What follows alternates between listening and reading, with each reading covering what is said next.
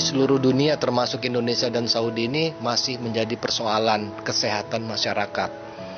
Itu jadi kami dari Kementerian Kesehatan menyambut baik dan mendukung apa yang sudah menjadi keputusan Kementerian Agama.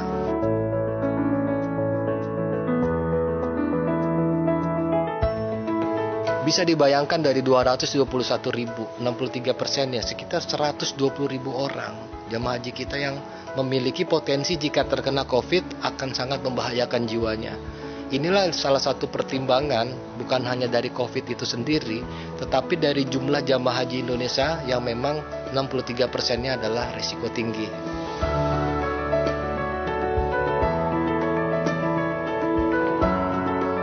Kalau seandainya haji tetap dipaksakan, maka protokolnya itu sangat ketat. Bukan protokol klinis, tetapi protokol public health terhadap pelaksanaan ibadah haji itu sendiri. Misalnya, apa mungkin tawaf itu harus berjarak? Apa mungkin dalam pesawat itu misalnya tidak boleh berdamping-dampingan? Apa mungkin dalam satu lift itu tidak boleh berdesak-desakan bahkan pada saat melontar jumroh?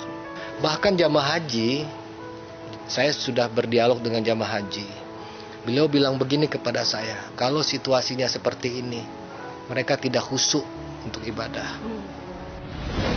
Ya, itu tadi keterangan dari ahli kesehatan begitu ya, dan kita akan langsung menyapa kembali kepada Dubes Republik Indonesia untuk Arab Saudi, Pak Agus Maftuh Abe Gabriel.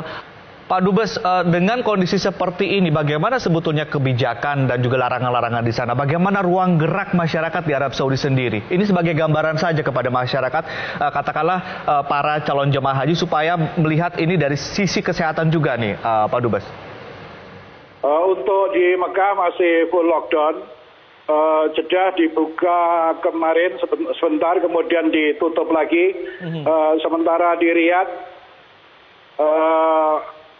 mulai jam 9 pagi sampai 8 malam boleh melakukan aktivitas setelah kemarin dilakukan lockdown. Itu peta globalnya. Kemudian terkait dengan masalah haji ini, kami selalu melakukan komunikasi dengan pemerintah Kerajaan Arab Saudi terkait apakah akan dilakukan, akan dilaksanakan, atau disuspend, ditalik, dipending, atau dilaksanakan dengan jumlah yang sangat terbatas. Terkait dengan pembatalan haji yang dilakukan oleh Indonesia, kami baru menerima surat dari Jakarta setelah 10 hari. Tapi kami sebelumnya sudah melakukan komunikasi informal dengan Saudi karena ibadah haji ini kan diplomasi tertua yang menghubungkan antara dua negara yaitu Indonesia dan Saudi. Bahkan diplomasi tertua sebelum Indonesia dan Saudi ini ada. Artinya saya kemarin sebelum surat ini sampai ke KBRI karena kami ditanya juga oleh kedutaan Saudi yang ada di Jakarta tentang surat pembatalan haji ini. Karena ini isu sensitif, maka kemudian saya melakukan komunikasi informal dengan pemerintah Kerajaan Arab Saudi, bukan dengan diplomatical languages, tapi kami melakukan pendekatan dengan Saudi melalui madhab yang sangat populer di Saudi, yaitu madhab Hambali. Jadi saya sampaikan kepada petinggi-petinggi Saudi bahwa menurut madhab Hambali yang ada dalam kitab Al-Mughni dan juga Kasyaful Qina, ini dua kitab utama dalam madhabnya Saudi.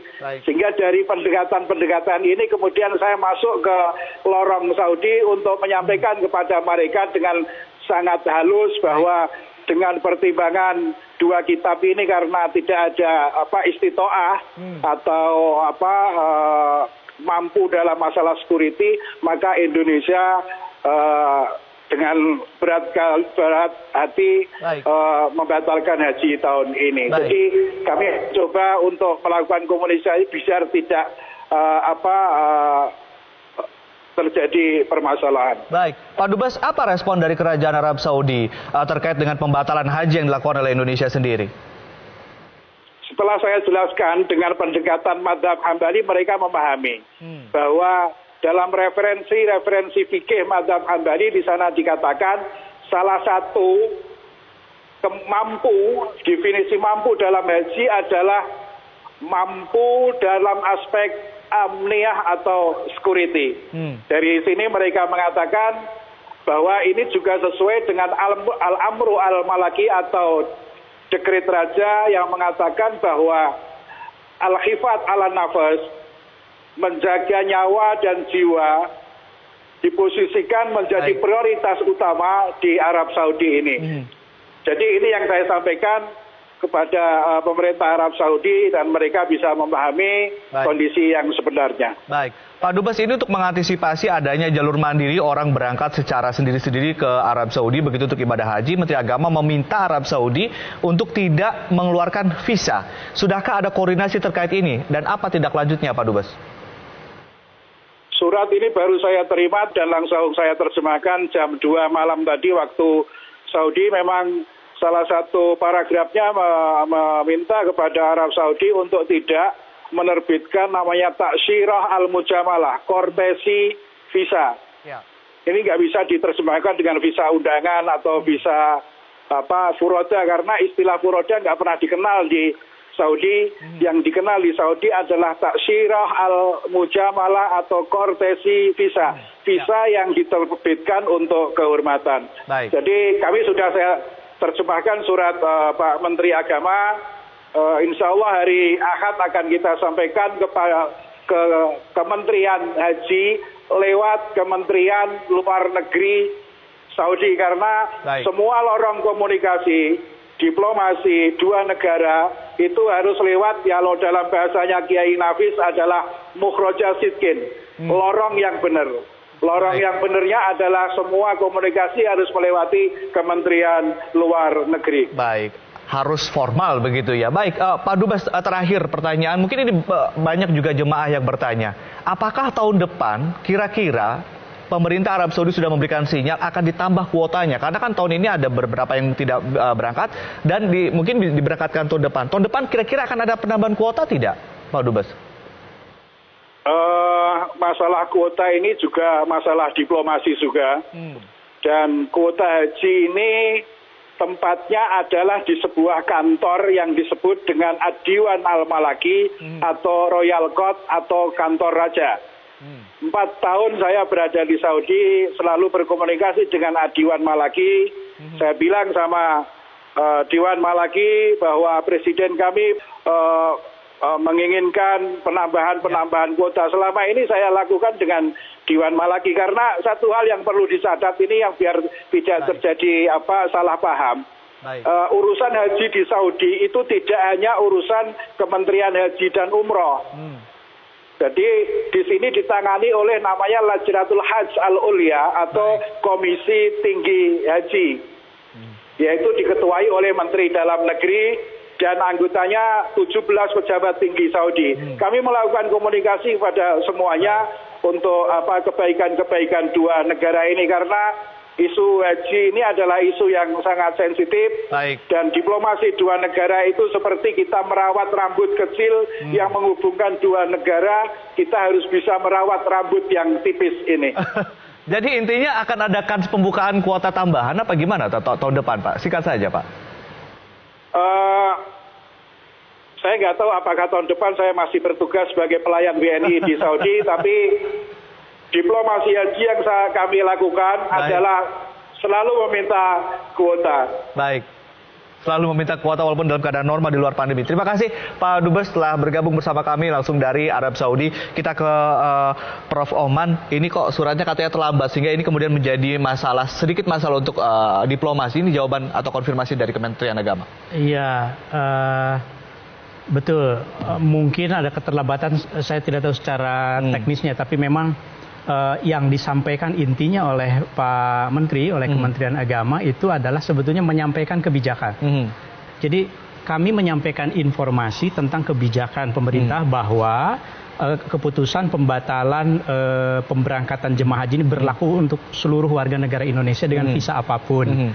Ya, sebagai negara yang tentu saja bersahabat, ya tentu kita berharap ada pengertian begitu ya dari Saudi terhadap kebijakan pemerintah Indonesia. Kita bersyukur sekali itu punya Pak Dubes yang melakukan komunikasi secara informal agar diplomasinya lancar nih. Siapa tahu tahun depan ditambah kuotanya ya, kan. Itu luar biasa. Terima kasih banyak Pak Dubes itu. Baik, itu tadi penjelasan dari secara kesehatan ya, kondisi di Arab Saudi seperti apa, dan kita juga tentunya perlu tahu, mendengarkan juga dari MUI agar juga masyarakat dan calon jamaah haji merasa afdol begitu, merasa tenang begitu ya. Kita akan ke Pak Khalil Nafis.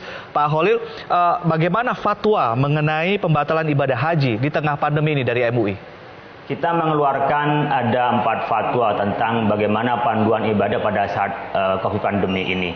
Ada fatwa 14, 17, 18 dan terakhir adalah fatwa 31.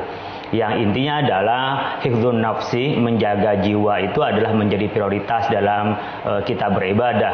Jangan sampai karena kita ingin mendapatkan maslahahnya ibadah, ingin mendapatkan pahala afdolnya ibadah, tetapi dapat mengganggu terhadap keselamatan jiwa. Maka disebutkan di sini darul mafasid muqaddamun ala jalbil masalih. Jadi menolak keburukannya, menularnya COVID dan terjadinya barangkali sampai menjadi kematian gara-gara COVID-19 ini, itu didahulukan daripada kita mendapat pahalanya beribadah. Nah, pada saat kita ibadah haji pun dalam kondisi sekarang ini, kami mendukung terhadap keputusan pemerintah yang mengambil secara cepat ya, pada waktunya tentunya, karena memang sebentar lagi adalah keberangkatan yang persiapannya, dan kondisi COVID di Indonesia bukan berarti sudah surut. Jadi new normal yang kita lakukan ini atau masa transisi menuju new normal ini bukan berarti COVID kita sudah sirna dari Indonesia, tidak. Tetapi karena daruratnya kita di rumah, daruratnya ekonomi ini tak kalah penting dengan daruratnya COVID-19. Oleh karena itu, kalau ini diperangkatkan untuk melaksanakan ibadah haji, khawatir ini mereka akan terkena COVID-19, malah merusak terhadap jiwanya. Masyarakat tidak perlu khawatir, karena sebenarnya dengan mereka menyetorkan untuk mereka berangkat haji itu sudah dapat pahala, dia azam. Niat kebaikan itu sudah dapat pahala pada saat niat. Nah, sekarang mereka azamnya sudah dibuktikan dengan pelunasan. Nah, mereka juga sudah dapat pahala dengan mereka yang kerjakan dengan niat kuat. Oleh karena itu, keterhalangan mereka itu kan karena istita'ah. Jadi syarat terjadinya dari haji itu diantaranya adalah istita'ah, kemampuan ada 2, ada bekal, ada perjalanan. Nah, sekarang bekalnya ada, tapi perjalanannya ada hambatan. Hambatan apa? Hambatan adalah penyakit yang mudah menular sekali dengan berkerumun. Oleh karena itu, ada ketidakmampuan untuk melaksanakannya, karena memang ibadah haji itu adalah totalitas ibadah harta dan ibadah fisik. Bahkan tekad keimanan dibuktikan pada saat haji. Saat haji tidak ada baca-bacaan yang menjadi syarat sahnya untuk haji, tapi nampak tilas dari fisik harta yang kita miliki. Baik. Oleh karena itu, saya berharap kepada Kementerian Agama barangkali bisa memanage kekecewaan masyarakat ini dengan cara bagaimana kita mungkin juga pada masyarakat tak perlu hartanya diambil lagi yang sudah distorkan, tapi dipastikan di tahun yang akan datang nggak usah nambah lagi. Dan ingatlah, kita hanya mampu berusaha, Allah yang maha menakdirkan. Bahasa gampangnya, ana urid anta turid, wallahu fa'alul lima yurid. Saya punya mau, Anda juga punya mau, tapi Allah yang maha punya mau, yang maha kuasa untuk menakdirkannya. Tadi ada suara kemudian dari Majelis Ulama Indonesia, dari Pak Khalil Nafis juga mengatakan bahwa kalau bisa tahun depan diberangkatkan tidak usah ada tambahan biaya. Tadi juga dari DPR seperti itu. Nah, kita juga ingin mendengarkan nanti apa aspirasi dari teman-teman dari Ampuri, tentunya para penyelenggara ibadah haji. Nanti kita akan ulas usai jeda. Tetaplah bersama kami.